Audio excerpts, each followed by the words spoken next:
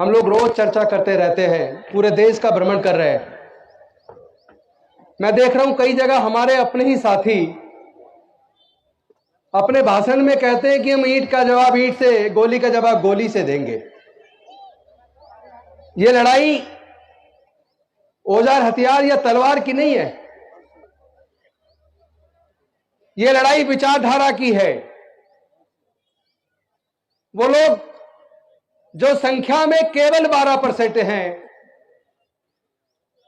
वो अपनी विचारधारा के दम पर, चूंकि उसने जो बाकी के जो 85-88% लोग हैं उनके मन को भ्रष्ट करके उनको अपनी विचारधारा से जोड़ लिया है।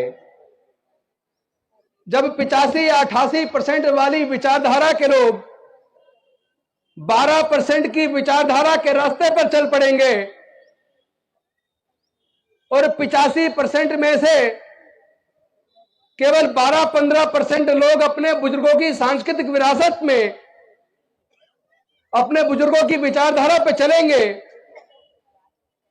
तो 12 वाले तो हो गए 85 और 85 वाले रह गए 15 या 12।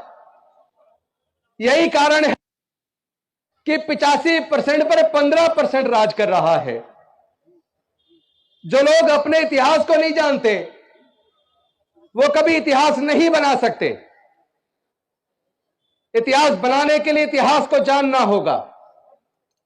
हमें हमारी ताकत किन कारणों से है, अपनी ताकत को भी पहचानना पड़ेगा और हमारी कमजोरियां क्या है, उस कमजोरी को भी पहचानना पड़ेगा। अगर हम अपनी कमजोरियों को पहचान कर कमजोरियों को दूर नहीं करेंगे और जिस चीज में हमारे अंदर ताकत है उसको संचित कर कर और ज्यादा इकट्ठा कर कर मजबूत नहीं करेंगे, तो हम उन्हीं 12-15% लोगों से हारते रहेंगे। तो सच को जानना बेहद जरूरी है। हमारी ताकत क्या है, इसको जानने से पहले यह जानना जरूरी है ऐसे कौन से कारण हैं कि हमारे समाज के लोग लगभग 3-3.5 हजार साल तक गुलाम रहे। मैं समझता हूं इसका कारण एक ही है।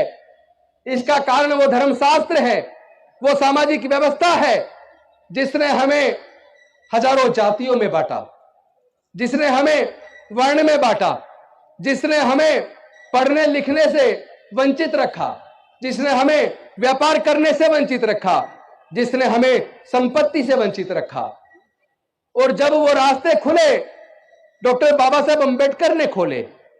एक तरफ तो उन्होंने हमारे पढ़ने के रास्ते खोले, जब पढ़ने के रास्ते खोल दिए तो हमारे लोग स्कूल कॉलेज जाने लगे। उस वक्त स्कूल कॉलेज सरकारी होते थे, तो सरकारी स्कूलों से पढ़ के हमारे लोग जज, engineer, doctor, collector, scientist, professor बनने लगे। और धीरे धीरे उसका असर यह हुआ कि एक तरफ बाबा साहेब के रिजर्वेशन की वजह से संसद और विधानसभाओं में पहुंचे और दूसरी तरफ उनके द्वारा खोले हुए मार्ग की वजह से पढ़ लिख कर रिजर्वेशन से हम लोग नौकरियों में पहुंचे। तो थोड़ा थोड़ा घर में पैसा आने लगा, थोड़ा थोड़ा आत्मविश्वास आने लगा। और लेकिन इसके बाद असली खेल उसके बाद शुरू हुआ। जिन लोगों ने हजारों साल तक हमें गुलाम बना के रखा, उनको यह तकलीफ पैदा होने लगी कि अगर ये गरीबों के, दलितों के, पिछड़ों के, आदिवासियों के बच्चे इस तरह पढ़ लिख कर जज, engineer, doctor, collector, scientist, professor बनेंगे तो उनके खेतों में, उनकी फैक्ट्रियों में सस्ते मजदूर कहां से आएंगे। और वहीं से उन्होंने षड्यंत्र चालू किया और उस षड्यंत्र का मैं पर्दाफाश करने आया हूं, क्योंकि मैंने इस बात का सर्वे किया है कि जो सुप्रीम कोर्ट, हाई कोर्ट के अंदर जो जज हैं वो सरकारी स्कूल से पढ़े हैं या प्राइवेट से पढ़े हैं। जितने सीनियर ब्यूरोक्रेट्स हैं, senior doctor, senior engineer, senior scientist, senior professor हैं, वो सरकारी स्कूल से पढ़े हैं या प्राइवेट से पढ़े हैं। मेरे सर्वे में यह निकल कर आया 97% से 98% के बीच सुप्रीम कोर्ट, हाई कोर्ट के जज, ब्यूरोक्रेट्स, डॉक्टर, इंजीनियर, जज, साइंटिस्ट, प्रोफेसर वो सरकारी स्कूलों से पढ़े हैं। यानी कि सरकारी स्कूलों में पढ़ाई अच्छी थी। फिर ऐसा कौन सा कारण है, लगभग 40 साल पहले एक षड्यंत्र रचा गया कि अगर इसी तरह दलितों, पिछड़ों, आदिवासियों, गरीबों के बच्चे पढ़ लिख कर अगर ये जज, इंजीनियर, डॉक्टर, कलेक्टर बनते रहे तो उनको सस्ते मजदूर कहां से मिलेंगे? और जो पढ़ जाएगा वो जग जाएगा, जो जग जाएगा वो सवाल पैदा करेगा, और जो सवाल पैदा करेगा उसको बेवकूफ बनाकर उसका वोट नहीं जीत सकते। तो उन्होंने षड्यंत्र किया एक तरफ, और इस सच को आपको मानना पड़ेगा। चूंकि भाई मैं तो बड़ा गौरवान्वित हूं अपने पूर्वजों की धरती पर मेरठ में आके, चूंकि हम लोग, हमारे पूर्वज मेरठ के थे। आज भी मेरे से कोई पूछता आप कहां से हो, तो मैं कहता हूं मेरठ जिले से हैं। तो मेरठ जिला तो वो ऐतिहासिक नगरी है। तो आज मैं अपने मेरठ के लोगों से बात करने आया हूं कि आपको कम से कम इस सच को स्वीकार करना चाहिए। अब से 30 साल पहले आपने कावड़ की लाइन लगी हुई नहीं देखी होगी, कहीं टेंट लगे नहीं देखे होंगे। ऐसे कौन से कारण है कि लगभग 30 साल पहले बाढ़ आ गई, कावड़ की जगह जगह टेंट लग रहे, फ्री में खाना, ये सब क्यों? ताकि आप पढ़ लिख कर कामयाब ना बन जाओ। तो इंजीनियरिंग कराने के लिए आज की डेट में सरकारी कॉलेज में आपको 12 से 15 लाख रुपया चाहिए। क्या हमारे समाज के 99% लोग, हमारे समाज का मतलब दलित, पिछड़े, आदिवासी, किसान, मजदूर, पिछड़े वर्ग, सब लोग, सब मिला के 99% के मां बाप 12 से 15 लाख रुपए का खर्चा नहीं उठा सकते। डॉक्टर बाबा साहब अंबेडकर ने कभी औजार हथियार नहीं उठाया, कभी किसी का खून नहीं बहाया, कभी किसी की जान नहीं ली, लेकिन डॉक्टर बाबा साहब अंबेडकर अकेले थे। उन्होंने 3500 साल की गुलामी से हमें आजाद कर दिया। ना केवल 3500 साल की गुलामी से आजाद कर दिया, बल्कि हमारे आगे बढ़ने के रास्ते खोल दिए। लेकिन इस पूरी संघर्ष के अंदर उन्होंने अपने 4 बच्चों को गंवा दिया, उन्होंने माता रमाबाई को गंवा दिया। मैं आप सबसे पूछना चाहता हूं, क्या डॉक्टर बाबा साहब अंबेडकर की कुर्बानी बेकार चली जानी चाहिए? क्या हमें शर्म नहीं आती?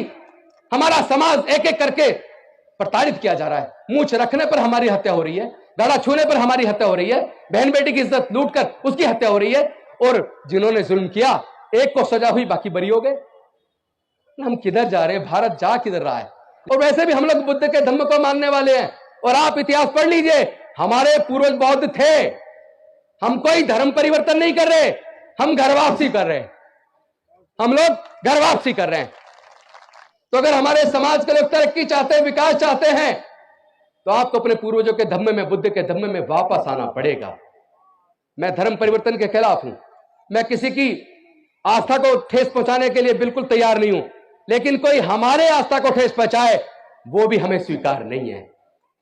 आपस में दलित, पिछड़ा, आदिवासी सब लोग मिलके रोटी बेटी का रिश्ता शुरू करो।